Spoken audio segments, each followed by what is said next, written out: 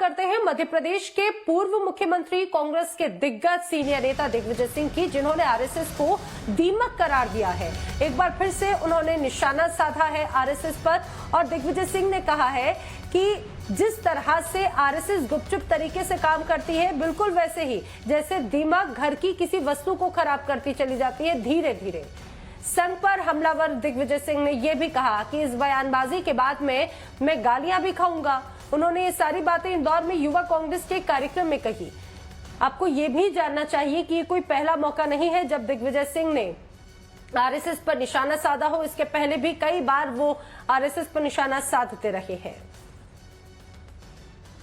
आप ऐसे संगठन से लड़ रहे हैं जो ऊपर नहीं दिखता, लेकिन नीचे जिस तरह से दीमक लगती है किसी घर में और किसी वस्तु में, उस तरह से काम करता है।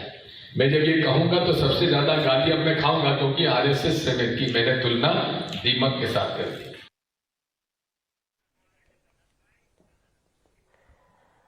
तो आपने सुना दिग्विजय सिंह किस तरह से निशाना साध रहे थे, हमलावर थे आरएसएस पर। हमला बोलते हुए उन्होंने दीमक की तरह करार दिया है।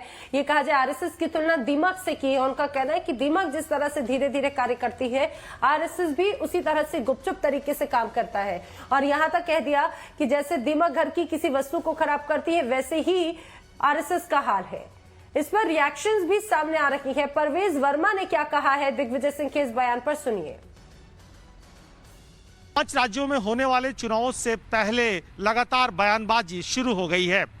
पहला बयान आया है दिग्विजय सिंह, मध्य प्रदेश के पूर्व मुख्यमंत्री और कांग्रेस के महासचिव, और वो बयानों में कहते हैं कि आरएसएस दीमक की तरह है, यानी ऊपर से दिखता कुछ नहीं लेकिन अंदर अंदर पूरा सफा चट कर जाएगा। आरएसएस के बारे में ये बयान दिग्विजय सिंह ने इंदौर में दिया है और इसके अलावे कुछ और ट्वीट किया है। हमारे साथ बातचीत करने के लिए बीजेपी के सांसद प्रवेश साहब सिंह वर्मा मौजूद, से बातचीत करेंगे। दिग्विजय सिंह से कोई जातीय दुश्मनी है क्या आप लोगों की? लगातार जो बयान आते हैं, अभी उन्होंने आरएसएस की तुलना दीमक से कर दी।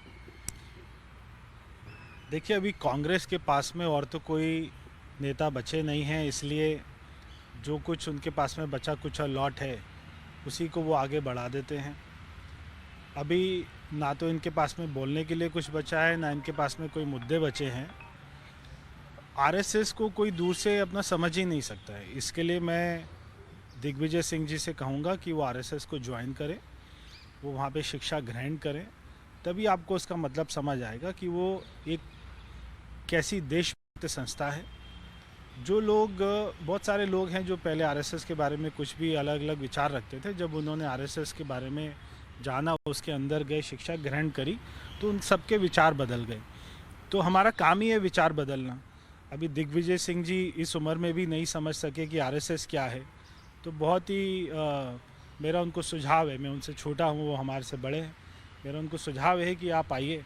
और वो मध्य प्रदेश से आते हैं जहाँ मेरी शादी हुई है, ससुराल है, तो मैं उस नाते भी उनसे कहूँगा कि आप आइए और आरएसएस में शिक्षा ग्रहण करिए। अपना जो आपका जो जीवन का जो ये जो आखिरी पड़ाव चल रहा है, वो आरएसएस में बिताएं, तो आपका